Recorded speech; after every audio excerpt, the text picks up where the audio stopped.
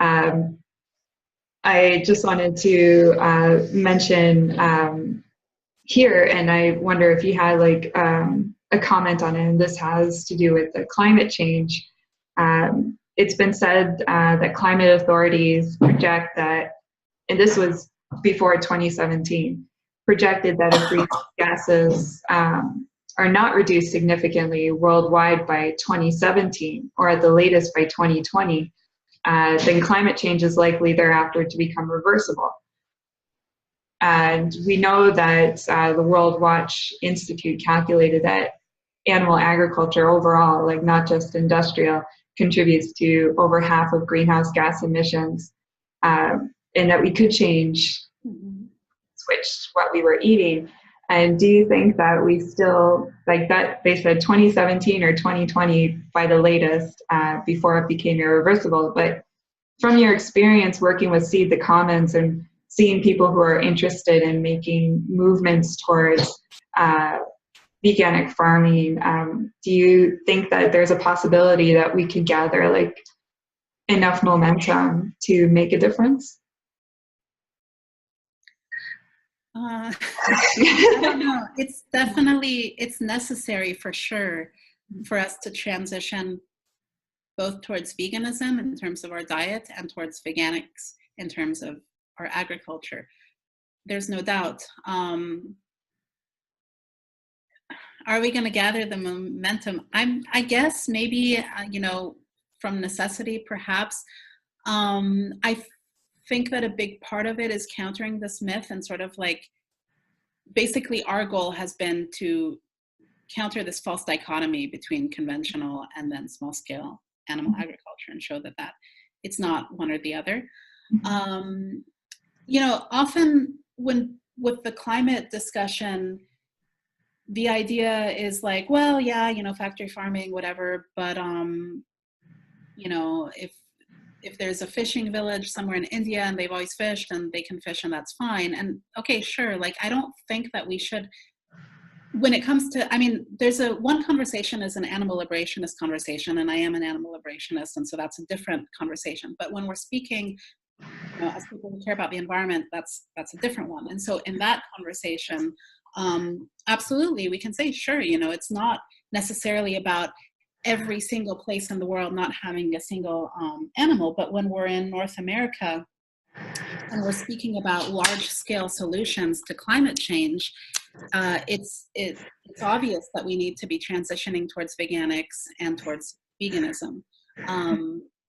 The fact that maybe one guy somewhere, that he has one chicken or not, like, that's not the issue here. The issue is that at a large scale, we need to be transitioning towards veganic farming, and that's going to be the most climate-friendly way to do things, because animal agriculture of all types is, whether it's like free range, whatever, or factory farming, animal agriculture of all types is a big contributor to greenhouse gas emissions.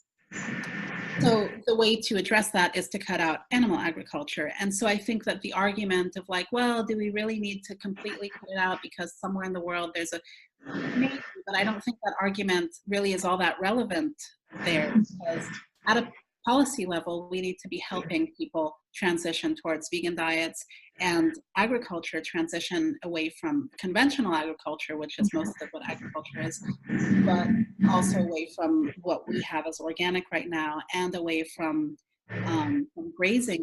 Like half the land in the US is in some way connected to grazing. Like, this is really like the actual land grab that has happened. And so with this, that's sort of the obvious conclusion of seeing the contribution to greenhouse gas emissions that animal agriculture of all types has. Now, the answer that people give to that is, well, but it's not just about emissions, it's about where does the carbon go? We need to be sequestering the carbon, right? Yeah.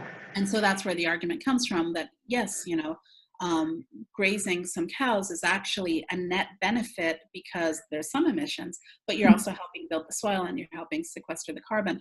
And I think that that's an incorrect argument entirely, because one of the strange things with this whole trend is that I feel like in a lot of contexts, we've forgotten completely about rainforests. Like 15 years ago, people talked about rainforests. I remember seeing this poster where you had like the earth had lungs, and then you could see the lungs were trees and it was being removed.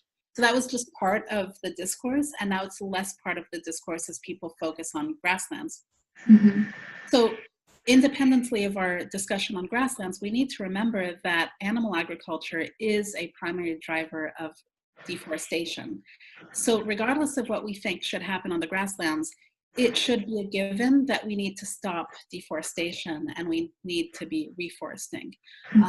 And so, you know, regardless of what you want to do in the grasslands here, the Amazon forest should not have cattle. That's just not what we should be doing with that land. So that's one thing. And then, you know, when it comes to grasslands, there have been studies that showed that the amount of carbon sequestered was not enough to mitigate the effects of the emissions. And then the question is really, is that the solution? And I don't think it is. Like locally in Point Reyes, the national park where there are Tule elk and also dairy farms, the local organizations that have worked on that case have shown that areas where there were not cows grazing have actually had healthier soil and so on. And so the effects have been that it has been entirely helpful to remove the cows and to just let the soil sort of, you know, build with the natural wildlife and so on. So I just want to mention here, if anybody is interested who's watching, they can look at some of the work from Professor William Ripple on, he's done a lot of work in Yellowstone and looking at when the wolf population was gone and then they had an explosion of large grazing herbivores and how that actually had a very detrimental effect on the entire ecosystem. And then when they reintroduced the wolves, and the population of the large herbivores was better managed, you had a whole bunch of species return, a lot more of the greenery return, but anybody can look that up and if they're interested.